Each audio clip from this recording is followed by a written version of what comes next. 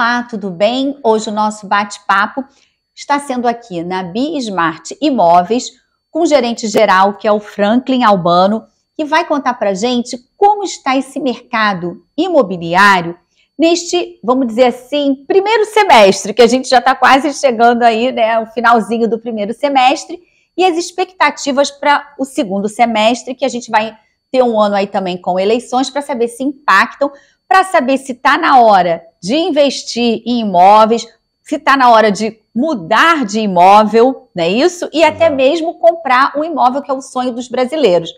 Franklin, muito obrigada por ter nos convidado aqui, por ter aceito o nosso convite da entrevista. Que legal, Cris. Obrigado, é um prazer tê-la aqui. Nós que agradecemos. E a gente vai bater um papo legal de mercado, né? Pois é, conta pra gente como é que tá, porque a gente sabe que o segmento, assim, o segmento econômico, né, o Minha Casa e Minha Vida, tá aí, vem se destacando, né, enfim, nas crises ele tem, né, acaba mantendo empregos, enfim, fazendo a economia também girar, e o alto padrão também tem se destacado. Como é que tá o médio? Conta pra gente quais, né, o que aconteceu nesse semestre, né, o que está acontecendo e as expectativas para o próximo. O final de 2000, posso começar assim, que o final de 2023 foram aquelas expectativas da baixa da Selic. Isso. E a Selic, ela vem reduzindo gradualmente, né? Hoje a gente está em 10,25. Nesses 10,25 a gente teve algumas melhoras, inclusive no índice da confiança do consumidor. A gente subiu alguns pontos percentuais, se eu não me engano, 1,2 pontos ali. Em uma média de 91, 92 é melhor. Então, isso indica que o mercado imobiliário ele tende a ser mais consumido. E aí um dado da própria Abrainc, que eu acabei de ver e venho acompanhando também durante o primeiro trimestre, é que o número de unidades vendidas eles foram muito maior do que 2014. Né? A gente venceu uma série histórica do próprio 2014. Isso mostra ali que esse primeiro semestre, talvez as eleições, vai ser uma incógnita, porque qualquer período de eleição no Brasil a gente é regido exatamente por essas oscilações, né, das surpresas que o mercado político traz para a gente, a política traz para a gente. Acaba refletindo, né? Exatamente. E o mercado imobiliário, ele é um grande commodity que navega flutuando com confiança. É bem natural, tá? Juros e confiança é o que vai mudando ali a relação do consumidor com o mercado imobiliário. Mas eu vejo muito positivo esse aumento. Minha Casa Minha Vida, que é ali a base de maior consumo do mercado imobiliário, ele vai continuar sempre. Ele é um produto anticrise porque o déficit habitacional e outros artifícios, não, mas outros dispositivos, né? E o Minha Casa Minha Vida é extremamente importante ali para continuar consumindo o FGTS, a poupança que são fundos principais para o mercado imobiliário. Já o médio padrão ele sofre um pouquinho exatamente com essa oscilação. Bom, quem é o consumidor do médio padrão? É o pequeno empresário, são as pessoas de cargos médios dentro das empresas. Então, qualquer oscilação que exista na vida dessa pessoa, o meio do consumo ele tende a cair. Então, aquelas construtoras que navegam, vamos falar de construtoras porque elas que ditam ali os índices, né? Quando uma construtora ela navega no meio da pirâmide, ela tende a ter um pouquinho mais de espera na venda daqueles imóveis, na venda da quantidade de unidades. Porque quando a gente fala do médio padrão, ele também precisa de crédito também, né? E às vezes precisa de um cenário que propicia a ele um crédito, um financiamento com uns juros mais acessíveis. E agora com a Selic, né, como você mencionou, que começou, né, quer dizer, vem em queda, mesmo que não como o mercado espera, mas está acontecendo, já faz uma diferença na hora de colocar na ponta do lápis, porque é um financiamento a longo prazo, não é isso? Exatamente. Exatamente. Bom, a gente precisa pensar num ponto que é o seguinte, quando a gente pega, vamos falar de meio de pirâmide, porque quando a gente pega o consumidor que está comprando uma linha de tabela, ele está comprando 36 meses. Tá. Só que 36 meses é uma você não sabe como é que vai estar a sua vida lá na frente. Não é um crédito associativo, nem todas as construtoras elas têm um crédito associativo, que você compra agora e compra também o financiamento imobiliário contemplado lá na frente. Que aí, desculpa te cortar, mas só para quem está nos acompanhando, esse que você coloca assim, ele consegue até conciliar pagar a prestação, que é, vamos dizer assim, durante a obra, e está pagando um aluguel. Porque não necessariamente se ele tá buscando, às vezes, na maioria das vezes, é o primeiro imóvel que ele está comprando. Então, ele consegue fazer por esse caminho que você explicou, porque aí ele só vai pagar o preço da prestação cheia, vamos dizer assim, quando ele já receber as chaves do imóvel, é isso? Exatamente. A linha de tabela, ela segue e depois você paga o seu financiamento e vai cumprindo o tempo do seu financiamento. Qualquer coisa pode acontecer nesse prazo. E aí você se torna um inadimplente. Você pode ou não se tornar um inadimplente. Pode ser que a sua vida ela tenha dado um upgrade mesmo e você consiga ali quitar o imóvel dentro do planejado, mas pode ser que não. Só que essa oscilação ela acontece muito para várias pessoas. A gente viu o exemplo de 2011 a 2014, que foi exatamente um boom imobiliário. A gente pode até antecipar isso um pouquinho, né? 2009, que foi o boom imobiliário, o meio da pirâmide, e todas essas, antes da bolha estourar, as pessoas elas consumiam muitos imóveis, porque as construtoras tinham muito linha de crédito. Sim. E elas apostaram exatamente nesses 36 meses para poder... Elas bem que faziam o papel de banco, vamos dizer assim, né, naquela coisa, né, muito crédito, e os bancos ainda estavam um pouco ainda segurando, e elas faziam o papel deles. Isso, e você consumia na emoção o imóvel. Hoje esse mercado ele não vai voltar, porque a informação aí está para todo mundo. Hoje o comprador ele é muito mais inteligente que o próprio corretor que vive no dia a dia, né? Para aquele específico, tá? Eu vou deixar assim frisado, para aquele fim específico. Se você gosta de alguma coisa, você vai estressar as informações de todos os lados. Então é importante a gente entender essa etapa e entender também que o mercado imobiliário da construção ele ficou mais artesanal. Ele ficou menor. As construtoras elas tendem a construir menos unidades por conta da demanda. A demanda acaba ficando reprimida. A gente acabou de ver um ciclo de pelo menos 5 anos aqui em Niterói, Rio de Janeiro, sem construções novas, e as que tiveram construções novas foram vendidas rápido, exatamente por essa demanda que ficou reprimida durante o tempo. E Niterói também vem se destacando pra caramba, né? Assim, é interessante colocar o mercado, né, de Niterói.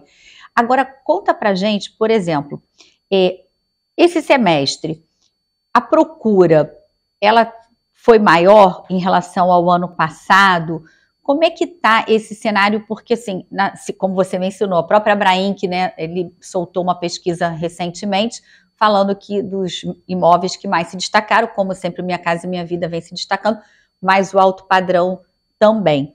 E a gente, no Rio, tem sentido muito isso, porque os lançamentos, principalmente na Zona Sul, que a gente sempre sabe que os terrenos estão escassos, mas as construtoras sempre acham ali, né, as joiazinhas. Exatamente. E são sempre sucesso de vendas, né? Então, como é que é isso? E bairros da Zona Sul, assim, Botafogo é um que também se destaca, Ipanema. E que tipo de imóveis aqui vocês têm essa conexão? E depois, no próximo bloco, você vai dar mais detalhes, mas vocês acabam sendo um termômetro para o setor, porque a gente estava conversando no bastidor e você falou que vocês podem atender aquele que quer, vamos dizer assim, o pequeno, né, investidor, ou que está querendo comprar o primeiro imóvel, até aquele empresário, enfim, o milionário que quer fazer mais negócios com imóveis. Exato. A procura de imóveis aumentou. Eu posso sentir na aproximação que os compradores, né, e os consumidores estão tendo com a Bismart Imóveis. Eu posso dizer assim, semana a semana a gente tem reuniões de olhar as métricas e todas as semanas a gente tem subido percentuais de procura por imóveis. Porque essa relação juros e confiança, eles estão bem atreladas, né? Nesse momento, eu tenho sentido essa procura. Deixa eu dizer que imóveis no Recreio, a gente nunca teve tanta procura quanto está tendo agora. Interessante. Eu tenho um empreendimento com algumas unidades, e essas unidades elas têm sido procuradas. Eu vou te falar aqui, nas últimas 2 semanas a gente vendeu 4 unidades assim que não vendiam há um ano. É lógico, teve um trabalho de consultoria, mas não vendiam há muito tempo. Quer dizer, despertaram a atenção. Exato, despertaram a atenção. E 2 delas, 50% das vendas à vista, e os outros com mais de 80% em valores, não em espécie, mas grande parte de recurso próprio. Tá. Até 80% ali do recurso. Ou seja, um próprio. Financiamento pequeno, vamos dizer assim, de 20%. Financiamento muito pequeno. Muito Entendi. pequeno. A procura tem sido muito alta. Então, eu posso falar que Recreio é um ponto para a gente, é um ponto de atenção para mim. Não é uma surpresa por ser imóveis novos, mas é um ponto que eu gosto de falar. A Barra da Tijuca não é surpreendente, porque ela continua com construções, mas o meu maior eixo de vendas é a Zona Sul do Rio. Tá. Esse é o meu maior eixo de vendas, né? Botafogo com muita expressividade, Flamengo com muita expressividade, porque são bairros estratégicos. Com toda mobilidade, tem tudo, né? Exato. Assim, o modal de transporte ele é muito grande. Se eu sair aqui do centro agora, eu vou até o Jardim Oceânico em 40 minutos com um transporte. Isso é fantástico. Então, inclusive, o Jardim Oceânico acaba, por essa característica, acaba virando um ponto muito atrativo. Sim, né? sim, até considera, né, o pessoal começa a colocar que a Zona Sul, né, o Jardim Oceânico é a Zona Sul da Barra, até pela parte estratégica mesmo do metrô, que antes não se tinha isso, né? A gente teve aquele movimento de pessoas que foram morar na Barra antes do metrô, depois o movimento de pessoas voltando porque não aguentaram, e com o metrô e depois com a pandemia também muitos voltaram fazendo investimento por conta dos condomínios, né, com toda a infraestrutura, que na Zona Sul ainda não tem muito isso. Botafogo está por conta de terreno também, não é? Porque é bom a gente trazer isso para esse que está nos acompanhando, porque assim, a Zona Sul, os terrenos são escassos, às vezes pequenos, então inviabiliza ter essa área de lazer, que é a famosa da Barra. Mas alguns construtores, incorporadores têm feito isso também na Zona Sul. Principalmente Botafogo, né? Exato. Botafogo, eu acho que... Concentra. Botafogo, acho não. Eu tenho certeza que a maior concentração de obras novas da Zona Sul do Rio está em Botafogo. Exatamente pelas áreas que elas têm e pela quantidade de construtoras que estão ali analisando as áreas que podem ser compradas. Hoje, a grande parte das unidades à venda e que nós vendemos aqui é Botafogo. Tanto na parte de prontos, né, de imóveis usados, quanto na parte de lançamentos, imóveis novos na planta ou imóveis em construção. Isso é uma relação muito legal para mim, e estrategicamente a gente tem feito essa penetração com os nossos corretores nessas áreas.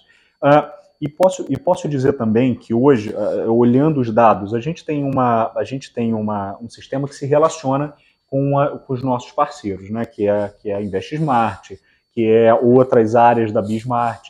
Então, eu cresci 132% de demandas recebidas do que o ano passado no mesmo período. O que isso mostra? Expressivo, né? Crescimento. É um crescimento muito, muito expressivo. Só que essa é uma relação interna. Mesmo sendo uma relação interna, ela me mostra que as pessoas querem comprar mais ou vender para atingir algum objetivo. Então, isso é legal de relacionar, né? Porque o meu mercado hoje, a Bismart, a nível de quantidade de corretores, ela é pequena. Mas a nível de quantidade de relacionamento, ela é um gigante. Porque se você pensar que ela se relaciona com 19 estados diferentes, com 86 filiais ao redor aqui desse universo matriz, né, que a gente está, da própria Bismart, a gente fala com 1.400 pessoas todos os dias ali, em linhas de comunicação. Então isso mostra para a gente que a gente está seguindo tá aumentando a quantidade de compradores ou vendedores no mercado imobiliário para atingir algum objetivo. Exatamente. Essa conexão, né, entre compra e venda está acontecendo e como você está crescente, porque foi um resultado que vocês tiveram expressivo. Exato. Agora, eu vou chamar um pequeno intervalo Eu quero que o Franklin conte pra gente, assim, existe, você já falou, a gente falou Zona Sul, falou de Botafogo, né, que faz parte da Zona Sul, que você dê dicas, assim, para quem está nos acompanhando e quer comprar ou investir, e também do ticket médio. Você pode nos dar essa ajuda no próximo bloco? Claro, com certeza. Já voltamos.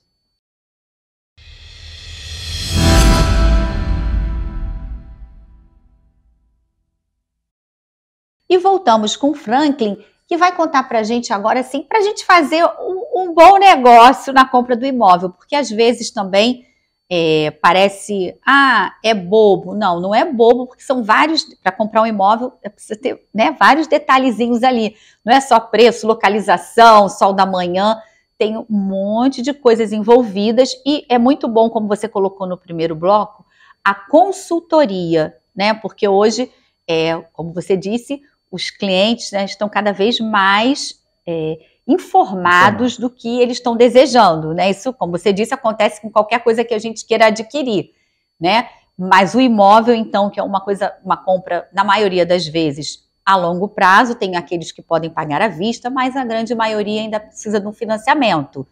Como é que é isso? Para a gente ser assertivo no nosso investimento, porque às vezes é a economia de uma família, às vezes a gente sabe que no Brasil a pessoa consegue comprar por pesquisa, me corrija se eu estiver errada, de 1 a 2 imóveis na vida, é mais ou menos isso? Exatamente, é isso mesmo. Eu decorei um pouquinho esse dado. Quer fazer um bom negócio imobiliário? A gente primeiro tem algumas linhas, né? Primeira coisa é você entender se aquela financeiramente ele vai caber. Tá? A regra hoje é uma regra e no futuro ela pode mudar, mas ela continua, né? Que é 20% de sinal, 80% de financiamento. Se for lançamentos, ela segue uma outra linha da forma de pagamento. Você vai pagar uma linha de tabela, que é o que a construtora vai te sugerir, e depois você entra no financiamento, você quita ali com recursos próprios.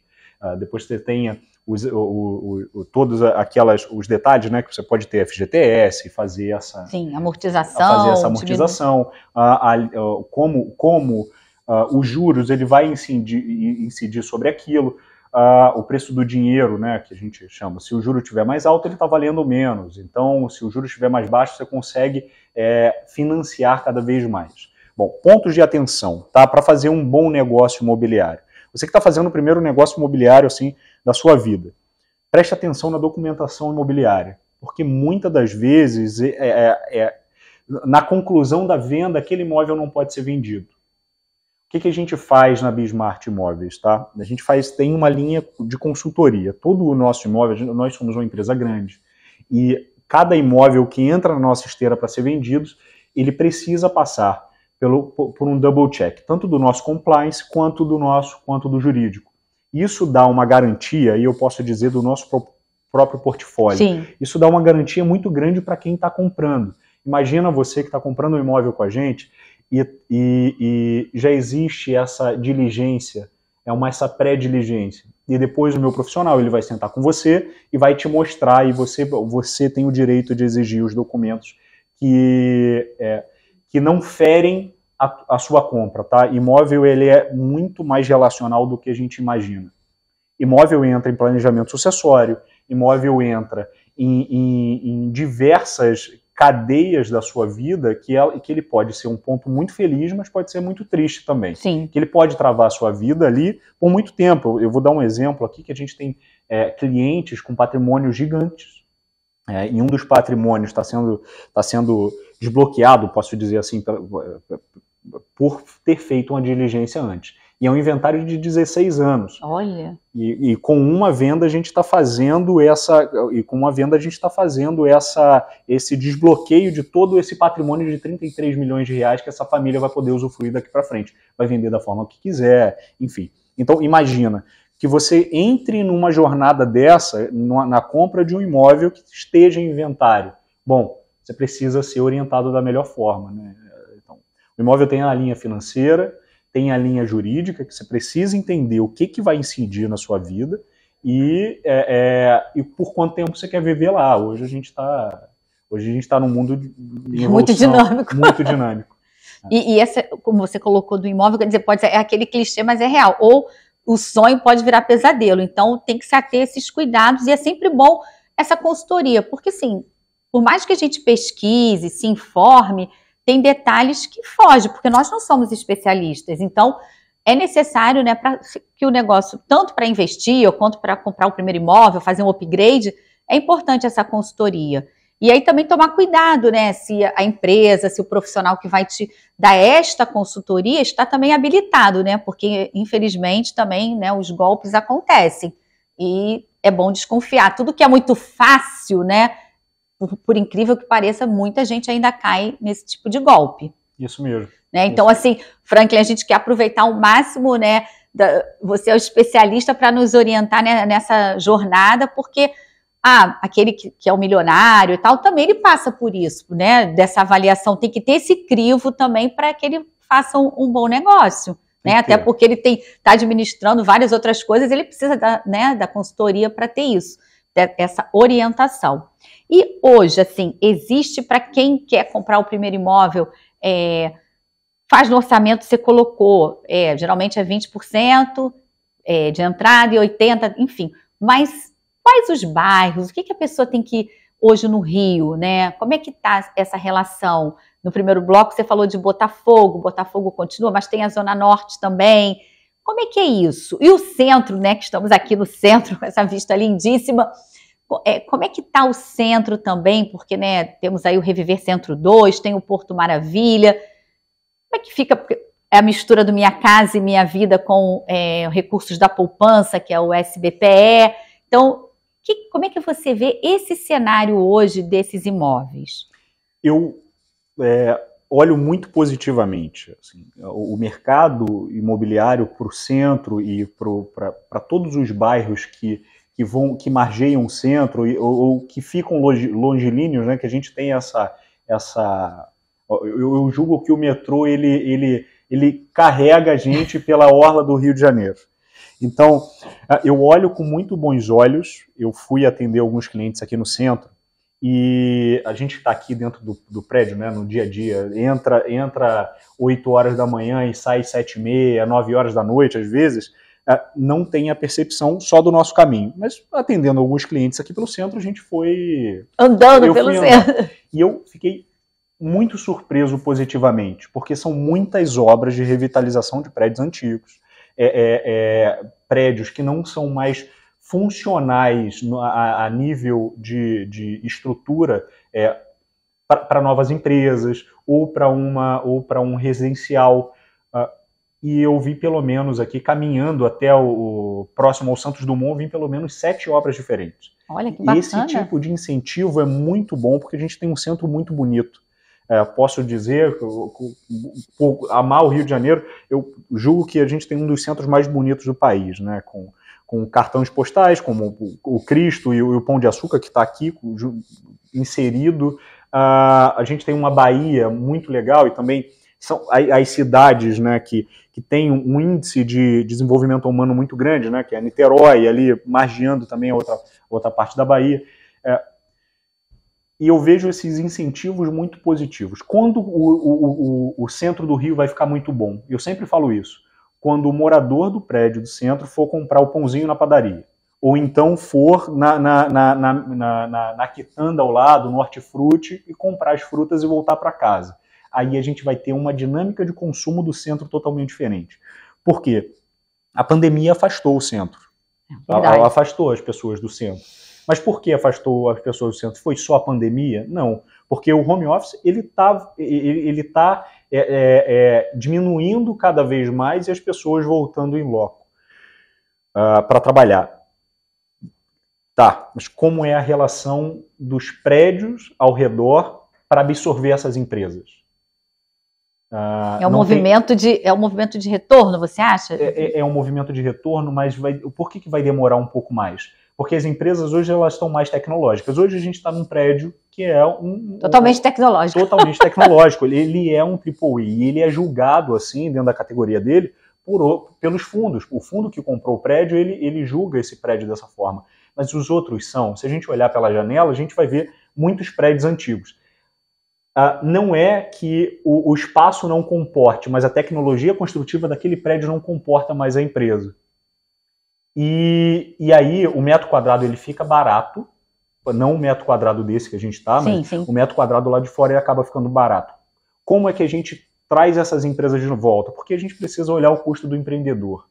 Quanto vai custar aquela ineficiência, porque eu gosto, os treinamentos aqui da empresa, Cris, eu gosto de sempre enfatizar a relação do consumo com o comprador final tem muito a ver com o que a gente traz para colocar na nossa prateleira, no nosso portfólio. Ou seja, essa aproximação é muito importante, né? Que você faz aqui, traz para a realidade, vamos dizer assim, humaniza. Isso, muito.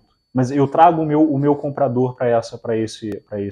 Eu vou dar um exemplo assim. Eu gosto muito de falar de patologias construtivas e administrativas. São termos que a gente usa aqui para saber o que está impedindo a venda de um imóvel ou não. Tá. E eu vou passar um pouquinho para isso, porque isso vai servir para o centro do Rio, isso vai servir para Botafogo, isso vai servir para Copacabana ou para qualquer lugar do mundo que possa impedir uma venda ou não. Condomínios muito altos, que é o que a gente tinha aqui por ineficiência energética do próprio prédio. Imagina, você pega um condomínio de R$5.000 ou R$10.000 que seja, porque o ar-condicionado ele é menos eficiente do que esse que a gente está agora.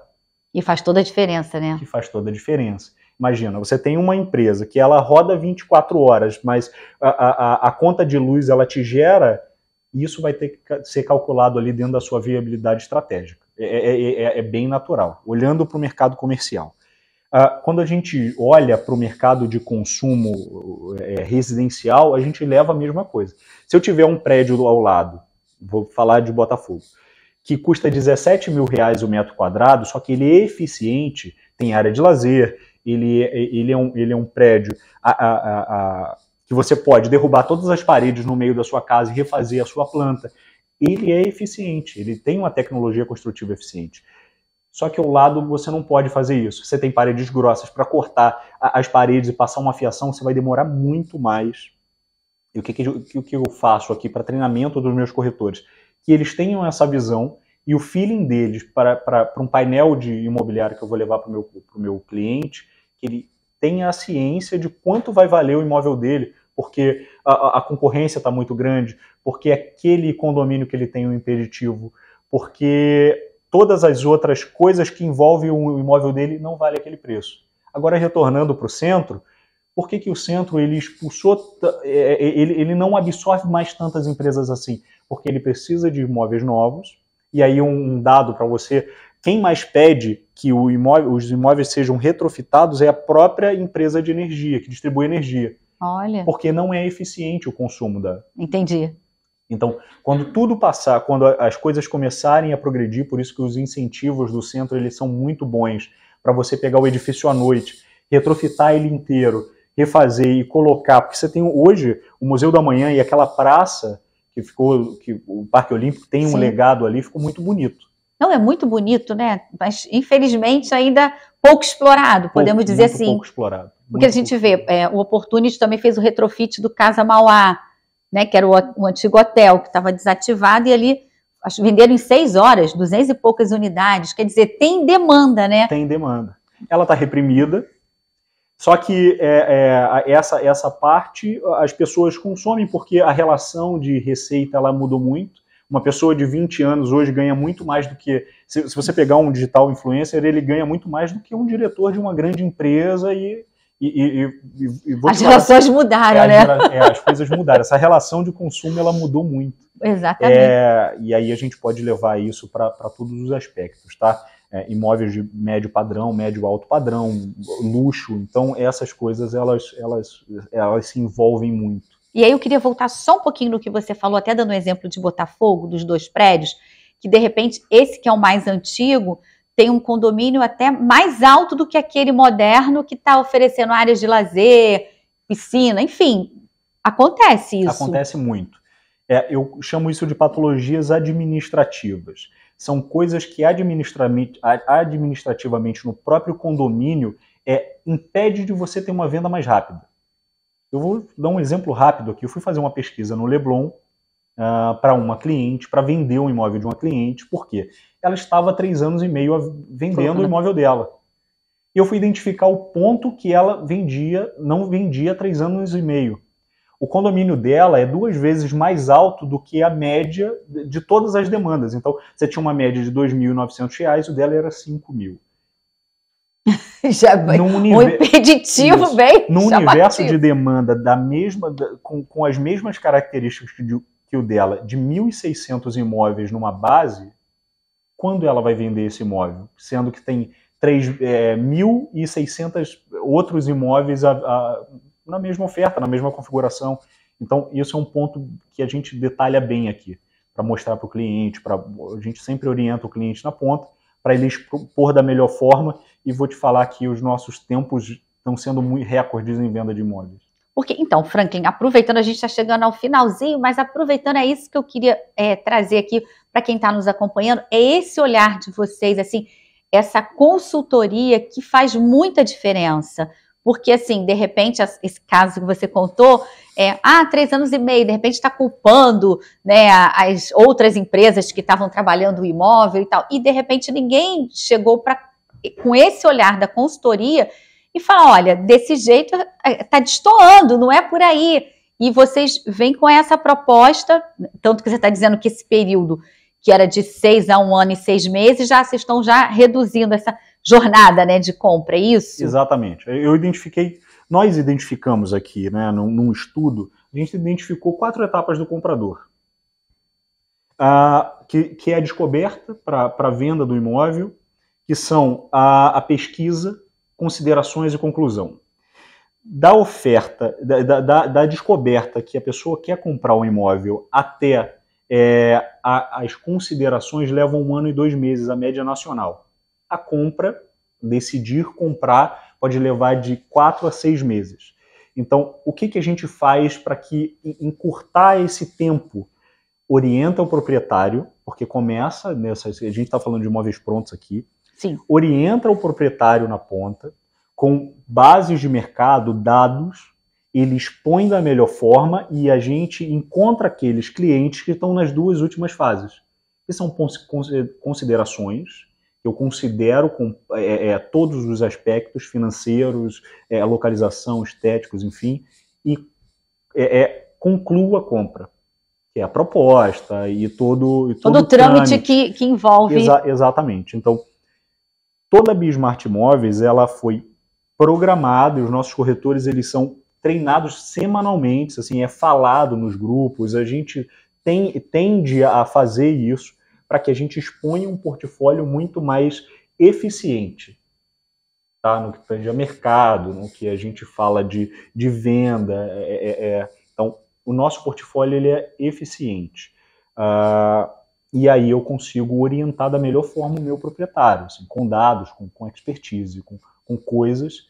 E esse imóvel bem precificado, ele atrai muitas pessoas. E aí você está conversando com os dois, com o proprietário e aquele que está interessado. Exatamente. E o imóvel consegue fazer o casamento da match. Exatamente. Em 3 meses, eu já tive 129 clientes para um imóvel. Olha. Qual é o bairro? Um bairro no Flamengo. Olha. Flamengo. A Zona Sul do Rio, ela tá bem... Tá bombando. E aí, pra gente fechar, que a gente já tá assim, muito no finalzinho, já que falamos da Zona Sul, como é que estão os imóveis de luxo?